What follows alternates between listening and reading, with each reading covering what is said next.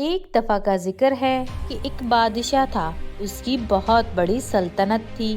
وہ بادشاہ بہت رحم دل تھا اور اپنی رعایا کا بہت خیال رکھتا تھا۔ اس بادشاہ کا ایک بیٹا بھی تھا۔ بادشاہ کے بعد ساری سلطنت اسی کی ہونی تھی۔ ایک دن بادشاہ کی طبیعت خراب ہوئی اور وہ مر گیا۔ بادشاہ کے بعد تخت کا مالک وہ شہزادہ بنا۔ اپنے باپ کی طرح وہ بھی بہت رحم دل تھا، لیکن اس کے دل میں ایک خواہش تھی۔ وہ چاہتا تھا کہ کبھی بھی تخت سے نہ اترے اور ہمیشہ کے لیے بادشاہ رہے، لیکن اس کو خوف تھا کہ اپنے باپ کی طرح وہ بھی مر جائے گا اور اس دنیا سے ہمیشہ کے لیے چلا جائے گا۔ ایک دن شہزادے نے اپنے وزیر سے اپنے ڈر کا ذکر کیا۔ میں ہمیشہ زندہ رہنا چاہتا ہوں، کیا تمہارے پاس کوئی ایسا راستہ ہے جس سے میں ہمیشہ کے لیے اس جہاں میں رہ جاؤں؟ وزیر بولا، عالی جاں، میرے پاس تو نہیں ہے، لیکن میں تلاش ضرور کروں گا جس سے آپ کی خواہش پوری ہو جائے۔ ٹھیک ہے، اپنی تلاش شروع کر دو۔ وہ وزیر چلا جاتا ہے۔ وزیر سلطنت کے بہت سے علاقوں میں جاتا ہے، کئی لوگوں سے ملتا ہے اور کچھ دن بعد محل میں واپس آتا ہے۔ شہزادہ اس سے پوچھتا ہے، ہاں، کیا خبر لائے ہو وزیر؟ وزیر کہتا ہے، عالی جاں، مجھے ایک خبر ملی ہے کہ جنگل میں ایک درویش رہتا ہے، اس کے پاس آب حیات ہے، وہ جو کوئی بھی پی لے گا ہمیشہ زندہ رہے گا۔ ہاں، بہت خوب، اب جاؤ اس جنگل میں اور اس درویش کو میرے پاس لے آؤ۔ وزیر سپاہی لے کر جنگل کی طرف روانہ ہو جاتا ہے۔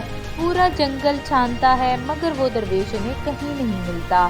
وہ لوگ شہزادے کے پاس آتے ہیں اور بتاتے ہیں، شہزادے، وہ درویش ہمیں نہیں ملا۔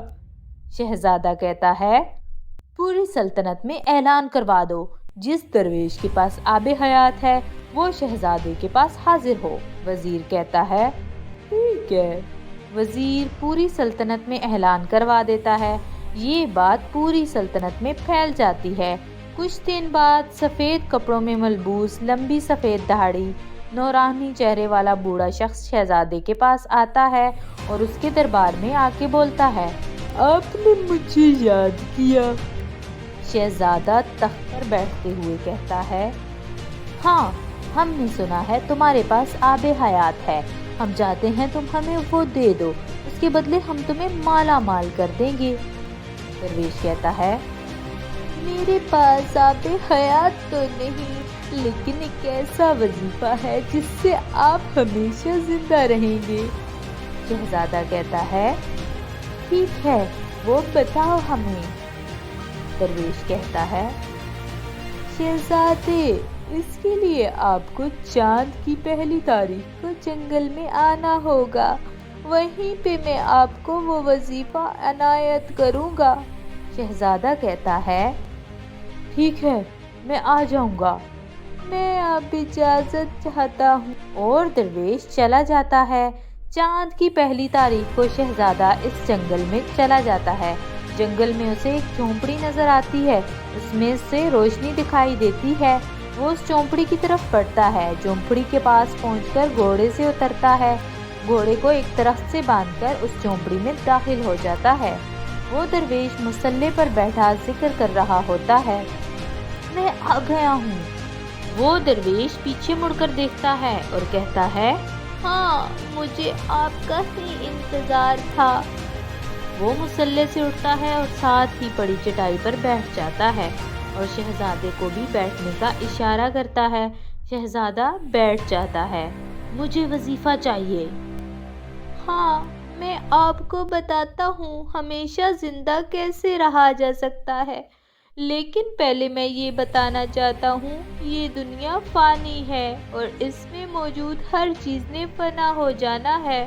اللہ کی ذات ہمیشہ سے تھی اور ہمیشہ رہے گی۔ اب جو میں آپ کو بتانے جا رہا ہوں تحمل سے سنیں۔ جو بھی اس جہاں میں آیا ہے اسے اس جہاں سے ایک دن ضرور جانا ہے۔ اگر آپ اپنے آپ کو ہمیشہ زندہ رکھنا چاہتے ہیں تو آپ کو انسانیت کے لیے ایسے کام کرنے چاہیے جس سے پوری دنیا آپ کو اچھے الفاظ میں یاد کرے۔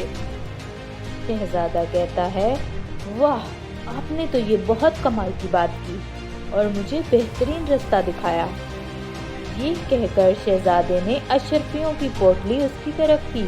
درویش کہنے لگا، نہیں، یہ دنیاوی چیزیں میری کسی کام کی نہیں، جاؤ وہ کام کرو جو آگے کی زندگی میں کام آئے۔